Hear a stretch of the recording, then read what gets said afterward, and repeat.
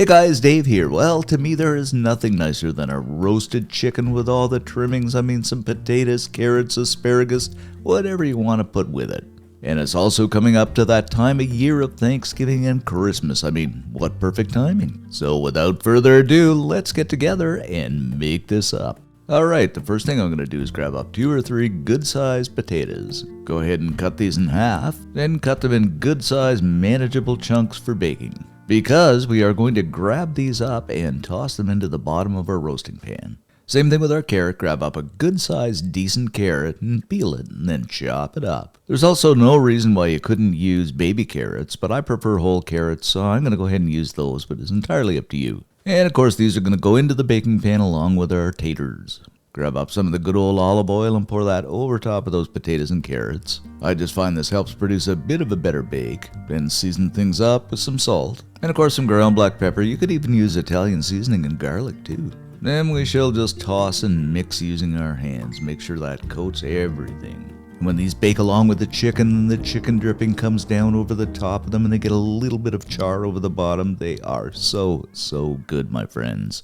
Okay, enough said. Moving on to the chicken. I got a fairly good-sized bird here, so I'm going to pour some salt into the cavity. Follow that with some ground black pepper, and a lot of people ignore the cavity, and that is the most important part. Then along with that salt and pepper, I'm going to put in 3 cloves of garlic, and these are whole cloves, along with a small onion that I've quartered up. Now, I know some people put stuffing in, but I'm going to do it differently, and believe me, it is well worthwhile and so good. Next up, we're going to grab a lemon and slice it in half. Then go ahead and slice it into quarters again. And you guessed it, into the cavity we go, and this helps add that acidity and tenderize the meat. Break up a couple of sprigs of thyme and throw that in too. You can also use dried thyme, that's perfectly fine. Of course, you'd have to add that with the salt and pepper. Now and only now, I'm going to get some lemongrass. And this is just 1 stalk of lemongrass, and you can get it at any grocery store. And I'm just going to lay it on a cutting board and take a meat tenderizer and kind of give it a little pound.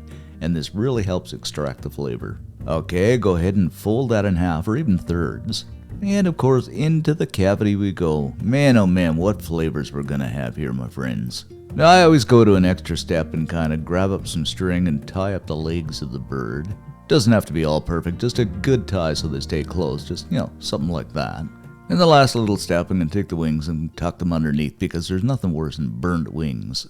Okie dokie, grab up that chicken and put it onto the wire rack over top of those potatoes and carrots. But we're not done yet because I'm going to take some melted butter and just kind of paint it, literally paint it or shellac it, whatever you want to call it, over top of that chicken just so it bakes nice and beautifully. Then go ahead and sprinkle some salt over top of that melted butter. This will help for a nice crispy chicken. Some ground black pepper. And of course you could use some garlic powder, Italian seasoning, paprika, whatever you want. I'm just trying to keep things simple. Now we're going to go into a 390-degree Fahrenheit preheated oven for about an hour and a half. After about 90 minutes, we are done, and it looks absolutely spectacular, and not to mention the smell. So I'm just going to set this down and let it rest for a few minutes. I'd say maybe about 10. You don't have to, but I always do it. But look at this, guys. You got that baked brown top. It's nice and crispy on the top. And just look at those veggies hiding and peeking underneath. Oh, so good. Okay, so let's go ahead and throw this on a plate.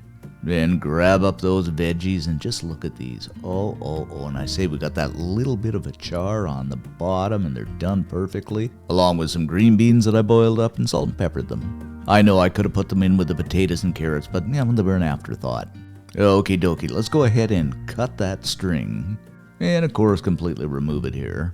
Grab up the old knife and give it a slice and just see what we have. Are we ready to have a look? Just look at this, guys. Juicy, done to perfection. Absolutely perfect. Oh my goodness. Now I am hungry. And you bite into this, guys. It is absolutely heaven. You're going to love this along with those veggies. Oh.